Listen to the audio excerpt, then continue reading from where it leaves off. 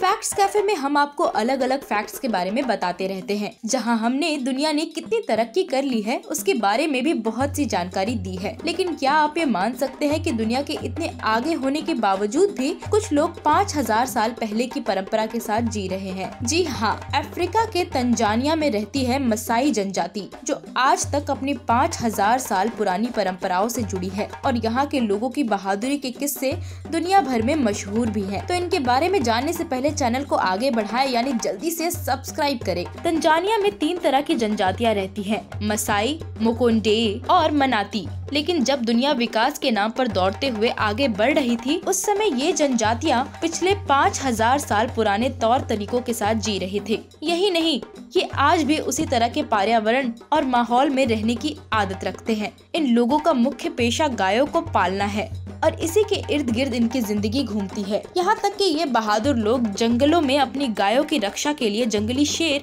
और चीते जैसे खूंखार जानवरों से भी लड़ जाते हैं, और वो भी बिना किसी हथियार के इन खूंखार जानवरों को मार डालते हैं। अफ्रीकन मसाई जनजाति के लोग बहुत बहादुर होते हैं। कई बार मसाई लोग जब भूखे होते हैं तो शेरों के मुंह से उसका निवाला भी छीन लेते हैं। अक्सर जंगल में मसाई जनजाति के योद्धा जंगली शेरों पर नजर रखते हैं, और जब कोई शेर या शेरों का झुंड किसी जंगली भैंस, जिराफ, हाथी जैसे जानवरों का शिकार करता है तो मसाई योद्धा उन शेरों को भगा देते हैं और शेरों के उस निवाले को उठा ले जाते हैं और बाद में अपने समुदाय में उसका बंटवारा कर देते हैं। आपको बता दें कि आज से लगभग 50 साल पहले तक ये तीनों आदिम जनजातियाँ एक दूसरे की कट्टर दुश्मन हुआ करती थी।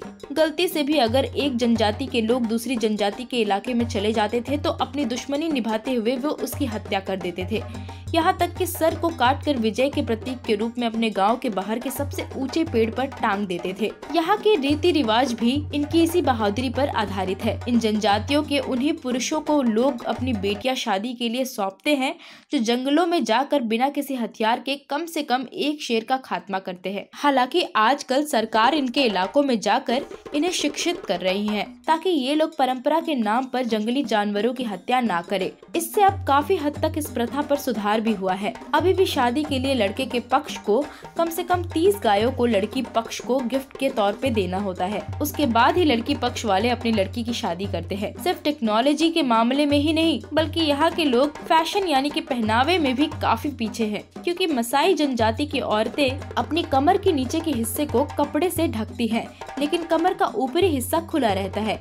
और ये महिलाएं जब अपनी दोस्तों से मिलती है तो वो एक दूसरे पर थूकती हैं, और ये खास तरीका उनकी संस्कृति में प्यार और सम्मान जताने का तरीका होता है। और बात सिर्फ यही खत्म नहीं होती, क्योंकि यहाँ के लोग नवजात बच्चों को आशीर्वाद भी थूक कर ही देते हैं, और बेटियों की शादी में पिता उनके माथे पर थूकते हैं। और जैसे हम लोग ग्रेजुएट होते हैं, वैसे ही इनके लोग भी हर 15 साल में रिलेशन ग्रेजुएट होते हैं। और लॉन्गेश्वर समारोह में मसाई मोरान या वॉरियर हिस्सा लेते हैं। 15 साल में एक बार होने वाले इस समारोह में हजारों की संख्या में लोग शामिल होते हैं। इसके साथ ही युवा यानी यंग वॉरियर को प्रौढ़ यानी ग्रेजुएट घोषित किया जाता है।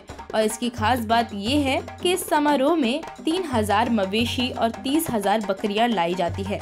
इनमें से कुछ की बलि दी जाती है और बाकियों को जश्न के तौर पर खाया जाता है। इस समारोह में पुरुष लाल रंग के चोगा के साथ ढेर सारे जेवर पहनते हैं और फंक्शन से पहले उनके सिर पर गेरू लगाया जाता है, और महिलाएं भी खूब सज धज कर इसमें हिस्सा लेती है। और हैरानी की बात ये है कि मसाई अगर अपने मेहमान से खुश हो जाते हैं तो उन्हें अपनी पत्नी एक रात के लिए दे देते हैं। वो इसे शिष्टाचार मानते हैं। तो सोचिए कि अगर हम आज भी 5000 साल पुरानी परंपराओं के साथ जी रहे होते तो शायद हम टेक्नोलॉजी और एजुकेशन से कितने पीछे होते और पुरानी कुछ दकियानूसी रिवाजों के साथ ही जी रहे होते। और फिर आपको फैक्ट्स कैफे के फैक्ट्स भी जानने को नहीं मिलते। इसलिए जल्दी से चैनल को सब्सक्राइब और वीडियो को लाइक कर दे। साथ ही अगर आपके पास भी कोई ऐसे फैक्ट्स हैं तो हमें कमेंट बॉक्स में जरूर बताएं, हम उसे अपने वीडियो में जरूर शामिल करेंगे।